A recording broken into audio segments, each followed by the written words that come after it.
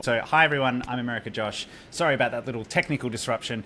As Zjantelle was just saying, Zjantelle emailed me yesterday and was like, I think this would be a really good topic to get on because I know a lot of information spreads very quickly. And one of the things that, Zjantelle, you are known for, and one of the things that I love about you is it's clearing up the nonsense. It's making sure that people have good information, reliable information. And so you were incredibly quick to get onto this. So thank you very much. I do want to start by making a quick disclaimer because this is a super sensitive topic. So the information in this presentation is provided for general information purposes only and does not constitute legal advice, professional advice, or personal guidance. It is of a general nature and does not take into account your individual objectives, circumstances, or needs. You should not rely on this information as a substitute for obtaining specific legal or professional advice. Before making any decision or taking any action in relation to your particular circumstances, we strongly recommend that you seek advice from a qualified legal professional. Neither Zjantelle Cammisa Markel, Josh, nor America Josh accept any responsibility or liability for any loss arising from the reliance on the information provided in this presentation. I know that is all very legal. I'm sure it's part of your world, but this is a crazy topic. I know I've had just like you, I'm sure you've dealt with this absolutely intensely over the last few days. I've had a whole array of emails and people on Facebook asking questions about what's real, what's not. So again, thank you very much for coming on here. This is a Q&A. It's not legal advice, but we wanted to give the big picture of what the hell's going on so that people had something to hold on to. And as you were just alluding to, this will be added to over the course of the next few days and weeks as we learn more. If anything comes to light, we will absolutely get you back on, Zjantelle, to jump in. So, to start off, how about a bit of context about what you've seen, what's come on your desk in the last couple of days? The first thing I want to say before, just because the message that I want to get across that I think is very important in case, if someone even watches the recording or whatever it is, that they get at least this much. If you have ever had an arrest related to a DUI or controlled substance or any alcohol-related offence before in your past, and you're on a non-immigrant visa, doesn't matter if it's an E-3, O1, H1B, doesn't matter what class of non-immigrant visa, I would talk to your immigration attorney before travelling internationally right now. So I think that's the most important message. If you've got had an arrest, a DUI, do not travel internationally until you've spoken to your immigration lawyer. Excellent. So that's the takeaway. That's the one overarching thing of everything. That's the big takeaway. I wanted to get it in right up front.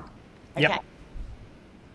So what's actually happened? I think a lot of context, because I know there's some people that are watching because they're like, oh my God, I either got one, I saw them. Some people haven't even heard about what's going on. So let's start at the very beginning. Yeah, so those people that haven't heard what's going on is really great and they're probably whistle clean, But in any event, so what we're seeing happening, which in my 26 years of doing this, have not seen on a scale like this before, is that anyone who has had a DUI, an arrest related to a controlled substance or an alcohol-related offence, and it doesn't necessarily have to be a DUI. It could be, so we have someone that had a drunken disorderly conduct charge who actually never went to court. It was a ticket.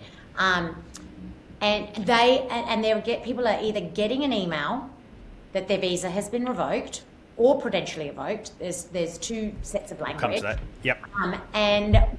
Or people are getting their visas revoked without notification. And I know you're going to ask about that. But we're seeing it. The reason why I wanted to do this webinar and that it's different to what I've ever seen before is that these revocations have always been around, right? Like the consulate can prudentially revoke your visa if new information comes to light after you last did your last visa. If you have a new arrest or a new DUI, then your visa does get revoked. And usually people either find out by email, but usually not in those circumstances. Usually they travel internationally, and then when they're trying to re-enter, that's when they find out that their visa has been revoked. But historically, that is when that's happened to a client, the arrest, the DUI, the substance-related offense, a controlled substance-related offense, typically happened after they had got their last visa. And then, so it made sense, right? So my first question to the clients that started contacting me initially, oh, my visa's been revoked. My first question was, since you last got your visa, have you been arrested for any DUI offense for controlled substance? And what I was seeing more frequently was no, not since I got my last visa. My DUI was from a long time ago, or the offence was from a long time ago. No, just that one that we already addressed in our visa interview. So what I'm seeing here is that they are doing the government is revoking people's visas and or prudentially revoking people's visas for arrests that have happened even before the person's last visa was issued. So I think that's why I really wanted to make sure that people are aware of that. Oh, I can't hear you, Josh. Sorry, these are people that have most likely actually declared this, like they've included this as part of their application, and so they've been approved after telling the government that? Correct. So got it. Even I can name 4 clients right now off the top of my head that I've been dealing with this week who all disclosed in their last visa application that they had a DUI or a controlled substance issue. The controlled substance issue was even dismissed. They were never convicted of that. But that person also got an email notifying him that his visa has been revoked. So yes, it's not just people that have not disclosed it, if that makes sense. Right. Okay. Yeah. So it is people. Yeah. So it is people that have either not, and it's come to light in some way, or it's people that have told them as part of the disclosure that you would have been a part of. And sorry, I know you started with this, but I know one of the Facebook ones that I saw was around a driving offence, but you're seeing things outside of driving offences. It's just, is there a particular class of action that is leading to it, or is it a particular group of... So I think that was also interesting. So the Prudential revocations typically deal with an offence related to a DUI. The government can prudentially revoke anyone's visa as if there's been a DUI. But we're seeing revocations also related to any arrest that was related to a controlled substance or an alcohol-related offence that was not a DUI as well. And I think that the way that the government is able to do that is because if there is reason to believe, so the government is saying new information has come to light that makes us believe that you might be inadmissible to the United States and therefore we're revoking your visa. So there has to be a ground of inadmissibility for that to happen. So they're putting this under the health-related grounds of inadmissibility. So if someone is a habitual drunkard or a drug abuser, then they could be inadmissible under the health-related grounds of inadmissibility because the government could say, well, we deem you to be dangerous to property, yourself, or others. And so if the government deems that, then you could be considered inadmissible. Got it. And so traditionally you'd seen something quite narrow about how they interpreted that, and now we're seeing something that is, as you said in your time, like just a much broader interpretation. So nothing's sort of changed in legislation. It's not like something happened that led to this. It's more a wider interpretation of how that works. Yes, but the thing is, typically it will happen after someone's been arrested, right, recently, and then they'll tell us, oh, my visa's been revoked, and I can know, oh, you must have got arrested recently. Sure. But I'm seeing a sweeping happen here to lots of clients that have DUIs that happened in 2022, 2019, 2004. So it's like there's a sweep happening, if that makes sense. Yeah, right. Okay, so they're sort of going through the full list of, and so far the categories of visa are these working visas. Is that right? That's the focus on visas. All non-immigrant visas. Okay, so it's not just working, and are there any? I know we had a few questions about green cards. Have any of them been in that space? None of our clients that have a green card have, because they can't revoke a visa. That's an immigrant visa, and typically they're not. I mean, could they say we think you're inadmissible and therefore you shouldn't have been given your green card, and so we're intending to revoke your green card? Sure, I haven't seen that yet, and I hope I don't. Sure, because that would not be nice to happen or to happen. Yeah. But right now, no, we're only seeing it with non-immigrant visas at the moment. Okay, so you're not. It's nothing. So if you don't have, let's start at the very beginning. If you don't have any, is it like, how broad is it? Like court related? I know that there's some questions coming in around, what if you're arrested but never convicted and the case has been sealed? Like, sort of how nuanced is it? Great question. So it doesn't. So if you were arrested. So the question in the DS 160 is a great way to how to look at this, right? So I'm just going to put my glasses on because I'm blind. So if I read the DS 160 question, the question is, have you ever been arrested convicted for any offence or crime, even though subject of a pardon, amnesty, or other similar action, right? Then there's another question that says, have you ever violated anyway, I'm not going to read the rest, but any law related to controlled substances. So the question here is, or are you, or have you ever been a drug abuser or addict? So they could deem, and depending on the answer to those, could lead you to be deemed as inadmissible, right? So anyone that has been arrested, even though subject to a pardon later or it's been expunged, is still coming up as someone who potentially could be an alcoholic or a drug user because they had the charge. So basically what's happening is they're revoking the visas. And I know there's a question coming up, but I'll lead into it, which is the reason they're revoking the visas is they want people to go out of the country, redo the visa process, and have that person revetted, redo a medical to then determine that the person's not a drug addict or an alcoholic, so that person can be let back into the country. Got it. And that's a good segue into, if you are currently in the country and you receive this, what changes for you right now? Yeah. So it's the reason why I wanted to tell people to not travel internationally right now if they've got any indiscretions in their past is because as soon as you leave the US, that's when the visa is technically cancelled and you can't get back in. If you're physically in the US right now, while your visa will get cancelled when you leave, right now your status is still intact. So it gives you time. If you get that email saying your visa has been revoked, you have time to calmly contact your immigration attorney and figure out your next steps as to when you're going to go to the consulate abroad, because that's how you have to fix it, and fix it. But you can remain in the United States without international travel up until the point that you're deciding you're going to fix it. So you're actually very fortunate if you're in the United States and you find out that your visa has been revoked through an email. Not everyone is getting that email though. So that's why I'm saying don't travel if you have one of those discretions, even if you haven't got the email, because we had a situation where someone travelled, they were inadmissible, they were stopped from boarding the plane, and it was 2 days later that the email came through.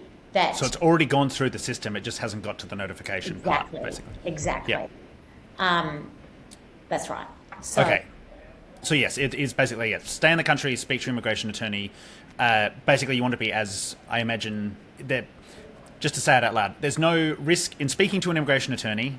You should be as verbose as possible. Is that right? Like, you want to just be like completely honest, tell them everything. Yeah. So when we do consultations, Josh, even before this happened, actually, I ask people, have you ever had a DUI? Have you ever been arrested? What about, and people, because we have an intake sheet, people always put no on the intake sheet. But then when you say, what about even just like for drunk and disorderly, that people just don't think is relevant? Like, I did have an arrest. It was one time this open container or public urination, and then you're like, okay, I need to know this. So you want to be as forthcoming with your immigration attorney as possible, because that's the only way they're going to be able to deal with your scenario, knowing the full facts. So then you can go into your subsequent consular application fully prepared with everything that you need to have a successful outcome at the back end of that, to be able to get back into the country. So there is a pathway, and I think that's a really important one. If you have received one of these, or if you're worried about receiving one and you do receive one, there is still a pathway in. It's you sort of your speculation or your idea is that like it's a revetting. It's not a like we are cutting you off and you can never come back. Correct. It's a revetting. And unless when you go to get revetted, they deem that you're inadmissible, in which case there would be one of two outcomes, depending on the section that they find you inadmissible under. If it's fraud and misrepresentation, then it can take a very, very long time and almost never to maybe even get back. But if they find you inadmissible under another section, typically you can apply for a waiver, but that can take up to 8 months to get approved right now to then get back in. But most people, I'm gathering, it's a simple DUI. They probably dealt with it at the last interview, or if they didn't, it's most of our clients, the situation in which their visas are getting revoked, the offence is not one that would make them inadmissible. So I do feel confident that most of these revocations, the people will be able to go to the consulate abroad, reapply for the visa, and do a medical, which is what's going to happen, and that's what has historically happened when it was a recent arrest. You know, I was able to say to clients, don't worry, right, you're going to do the visa again, you're going to have to go do a medical. What I'm advising people now, though, is if you're going to go to your consulate appointment, I think you should have all of the documents related to that arrest available to you, because otherwise it's going to waste time when you go to your consulate. Because they're going to probably ask for it. They know about it clearly. That's right. So you should prepare these documents already from now. Get the court, and most importantly, the court disposition. The other thing they're going to want to look at, because a lot of people will enter a guilty plea to get a good criminal result for their offence. A criminal attorney might say, just plead guilty because then we can get these charges dismissed and it will later be expunged.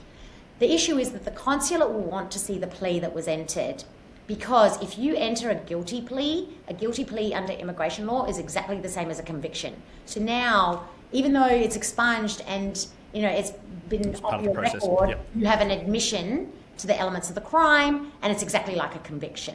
So you just, in that instance, you absolutely want to be talking to your immigration attorney to determine, how to approach that at the consulate appointment. Okay, so just so I really make sure I understand, the people that are being swept up in this are the people that on the DS-160 would have said yes. That's like all of them. Then, like, the US government isn't finding things outside of that. It's that they're reassessing what was already known to them. Is that correct? I think it can be both, actually, because a prudential revocation that happens when someone... So when we were the typical prudential revocation, the person has not disclosed it at their previous consulate. Actually, that hasn't happened yet. Sorry, prudential, do you mind just quickly defining, because you were saying there were two types. There's prudential and there's revocation. Do you mind just defining what that means, actually, first? Yeah, it's a little bit complicated. Sure.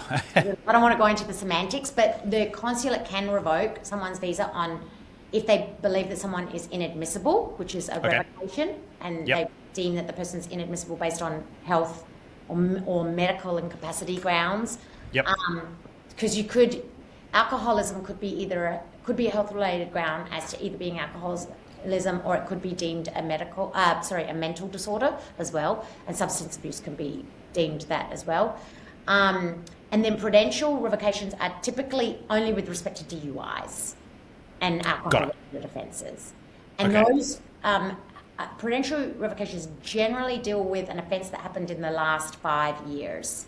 So the consulate can say, so they can go back 5 years, or it could be something that's happened recently after your last visa application. So you're in the US, you went and did your visa application in November last year, and now you were driving in New Jersey last weekend and you get a DUI, your visa will be revoked, and you might not even know about it, actually, because they might not email you about it. This is the way it typically happens. They don't even email you about it. You travel internationally, and then when you're trying to get back in, you suddenly can't. Not allowed to board the plane. Yeah, okay. So it's a good point. So if it happens, outside of all of what's happened in the last week, if you ever get arrested, if you have any issues with the law at all, you should speak to your immigration attorney before leaving the country, because that is just a sweeping rule. That is always been the case if you've interacted with the law and you're on a non-immigrant visa or an immigrant visa, but you should really speak to your immigration attorney as a matter of course. But now we're seeing this extended version, which is that they're going back through documentation. That's the unique difference about this change now. How does this affect, I know we've already talked about sort of being in the country, but spouses and E3D dependents at the moment? Very important. So if you have a DUI and you have dependents, family members here, don't let them travel either. Okay. Even if they are clean and have never had a DUI or an arrest or anything, because the family members' visas are completely hanging on the principal E3 visa holder's visa. So I'll give an example which happened this week. So we have a family who the husband is on the E3 visa, the wife is E3D, and they have 2 children on E3Ds. The wife took I'm going to change the facts a little bit so it's not... Sure, please, yes, do. But, the wife took one of the children abroad to do a semester of schooling outside the country and to the UK. And then the wife left the kid there and said, I'm going to go back to the US and then come back to pick that kid up. So as she went to the airport to board her flight, the officer said, your visa has been revoked. You can't get on the plane. At that point in time, we did not know if her visa was revoked because of her husband's DUI, which had happened in 2022, or if it was because she had travelled to Cuba in 2011. So I was like, okay, it's one of these two things. 2 days later, the husband and her both received the email from the consulate at which they processed their previous visa, saying that their visas had been revoked, not prudentially revoked, revoked. Okay. So now we knew that it was because of the husband's DUI.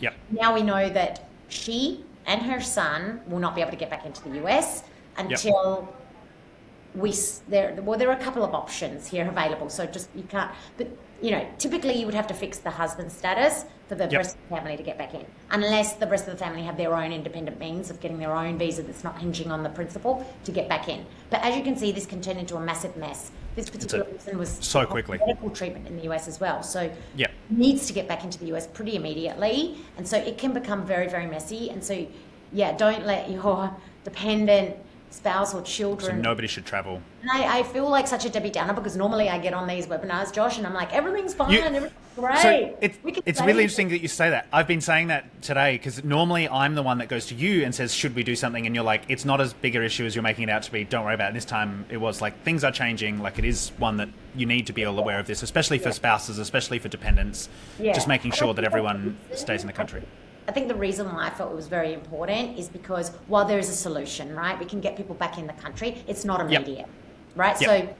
So you need to plan. Person, her birthday was actually the next day too. She thought that it's okay, we can, normally it's like, it's okay, I can fix it. That's my usual response, but it's okay, we can fix it, but it's going to take possibly a month, right? Okay.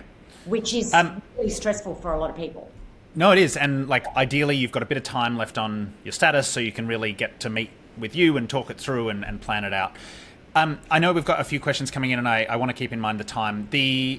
What about like if you paid a fine for, like someone said, what about a speeding fine? Yep, if you didn't get arrested, is that they're fine? Like speeding that's not fines are not an issue, but speeding fines can be an issue separately when you go to your visa appointment. If you have not paid your speeding fine, there can be a bench warrant for your arrest that you're unaware of and can become problematic when you go to your next visa renewal or whatever it is. So make sure you pay it. Any speeding fines, as long as you pay the ticket, then it's not an issue. You're not going to that's not going to revoke your visa as far as I have not seen that yet. Currently, yes. But, is this just for US incidents, or is it like if you the speeding? So it doesn't matter where it happened; it can impact. The incident or offence can have happened anywhere. We're seeing it having happened anywhere. Okay. Not just as well, right? So say again. Sorry. This is not happening only to Australians either. 100%. Yes. Nationality. Yeah. Yeah. To confirm, if you are in the country and if your visa is revoked, you maintain legal status to be here and to work. Is that correct? Yes, because your status is still valid, so you can still continue working. Yes. Yep. If the person does need to go, like when they're going to redo their visa, and I know this is an adjacent topic, but is this going back to Australia and doing, like they have to go back to Australia and fully redo the process in most cases? Yes, if they're Australian, they should be going back to Australia. If they're a different nationality, they should go to their home of their country. Go to their residence or citizenship. Cool. Yes, because another consulate, once your visa's been revoked, typically does not want to touch your application. Right. So this is so even if you're hearing that some people are like getting permission in other countries, whatever people might have heard, this one's especially a case where you should go back to your 100%. Home country. Yeah. Okay. This one's don't mess around with this. This is not okay. What you were saying before, I think after September when it was announced that people should go home to their home country to do their visas. It's a very fine analysis of whether you go to a different consulate or not, like whether you have that other passport or whether you have someone like a spouse with the other passport, things like that.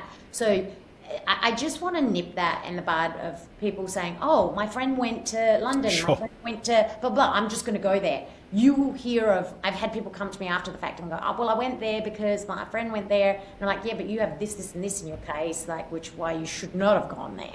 You know, Yes, right. So people should be following the general rule of going back to Australia unless they've had an analysis by an immigration attorney that can decide for them that, yes, they could go to a different consulate.